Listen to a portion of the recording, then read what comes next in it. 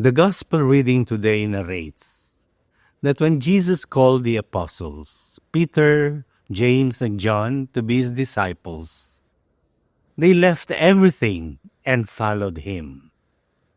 It seemed too easy for them to do that. It was like a walk in the park. But to be a follower of Jesus is, I think, very difficult because it requires you not only to give up many things, but to aspire to holiness. Now, have you ever tried to be holy, even for just one day or 1 hour? It is indeed a very difficult task.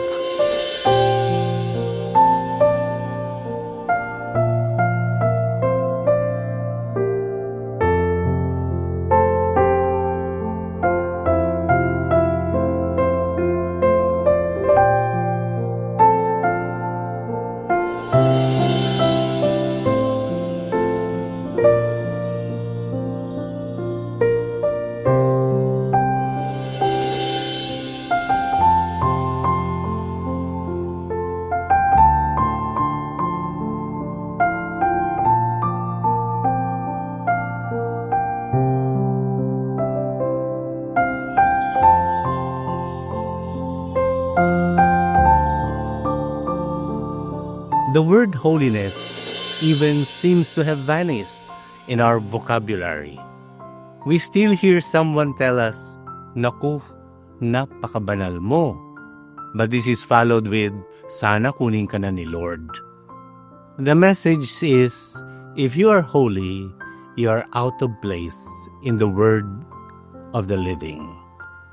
Yes, to be holy is indeed difficult. That is why there are very few canonized saints in the church. But sanctity is the vocation of every Christian. You know, when I told a young man that holiness is his vocation, he said with a smirk, "That's not for me. I'm not made for that.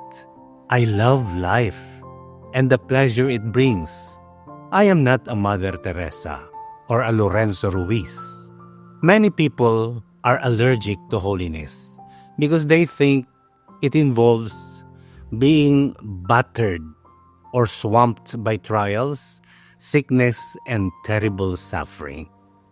That is why even Saint Augustine himself, who wanted to be holy, bargained with God, "Lord, make me holy, but not now." Trying to be holy really entails lots of suffering. And perhaps the greatest suffering we have to endure if we take holiness seriously is that we become intimately familiar with the ugly side of our humanity, our faults and defects. You know, the nearer we are to a mirror and the brighter the light, the clearer we see our defects and imperfections. In the same way, the closer we get to Jesus, as we strive for holiness, the more we become aware of our sinfulness. This was what happened to Peter in our gospel reading today. When he realized that the person who helped him to miraculously catch a large number of fish was Jesus, he fell at once at Jesus' knees and said, "Go away from me, Lord. I am a sinful man." When we seriously commit ourselves to imitate Jesus, we suffer from the realization that no matter how hard we try, we will always fall short of His standard of goodness. Our dream of becoming holy is shattered daily by our repeated sins, faults, and failures. I read one of the biographies of Pope Francis titled "The Great Reformer," written by Austen Ivery.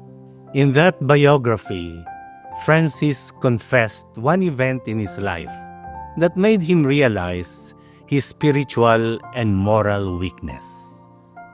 In 1961, before he became Pope, Francis went to the hospital where Father Enrico Pozzoli, his spiritual director for many years, was confined.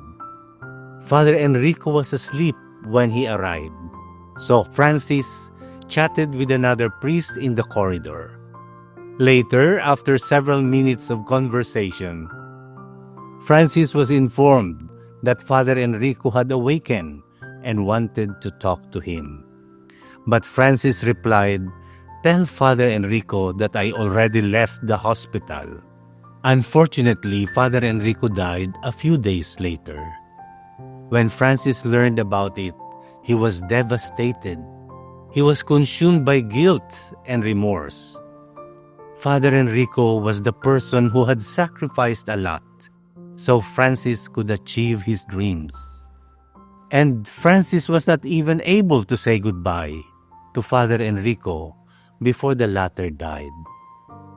What is worse, Francis lied to Father Enrico when the latter badly needed his attention. For many years, Francis regretted what he did. That event made him realize that no matter how far advanced he was in his struggle to be holy, there remains the tendency to be indifferent, to be unloving, to be selfish. Perhaps one of his famous phrases, "Who am I to judge?" came from this experience. He knew that he could not judge others mercilessly or categorically because he himself is in need of God's mercy and forgiveness. Saint Paul himself, the greatest preacher of all time, admitted that he had a weakness that he could not overcome. So he pleaded with Jesus to take it away from him. But Jesus replied, "My grace is sufficient for you, for my power is made perfect in weakness." Trying to be holy is also difficult because often God asks us to give up what we enjoy. The writer C.S. Lewis writes, "I thought that holiness is not possible because of something I could not do.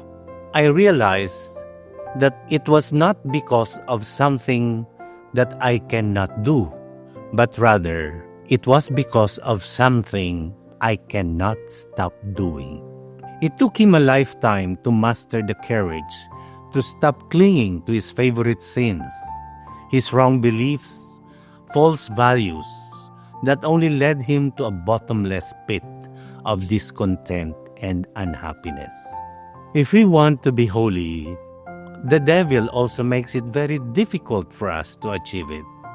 And the devil no longer simply tempts us to commit sin because he knows we can do that without his help. The devil will tempt us to feel virtuous and morally superior to others. He will make us want to be loved, adored, even worshipped. He will tempt us to settle for the easy, convenient, and comfortable life, so we become prisoners of privilege and a sense of entitlement.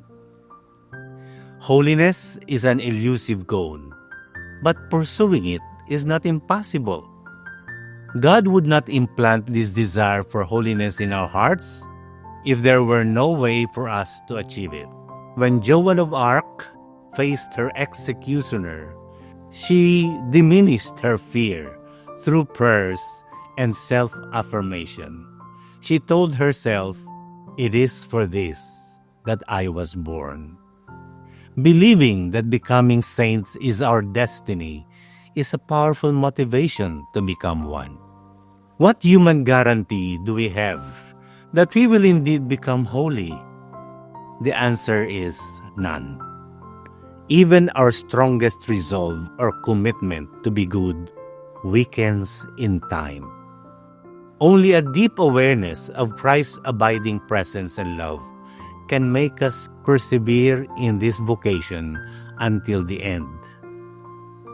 I remember one beautiful song that goes, "When Christ is allowed to enter our lives, every storm becomes a calm. The tumult becomes peace. What cannot be done is done. the unbearable becomes bearable, and we pass the breaking point without breaking. For to walk with Christ is to conquer the storm. Holiness is difficult. But what happens when we no longer try to be holy? The consequence is even worse. We begin to feel comfortable with our sins, and we are no longer bothered by them. We resort to rationalization until we reach the point of no return, where we no longer strive to become better, and where we stop trying to become authentic disciples of Jesus. We tell ourselves every time we commit a sin, I cannot help it. I was born this way. God's call to holiness is also a warning. The fire of holiness that the Spirit bestows on us continues to burn only within our lifetime. And our life on earth is not infinite, nor are our choices unlimited. If we continue to resist, deny, and ignore God's call to holiness, the dream that God implanted in our hearts can turn into an endless nightmare.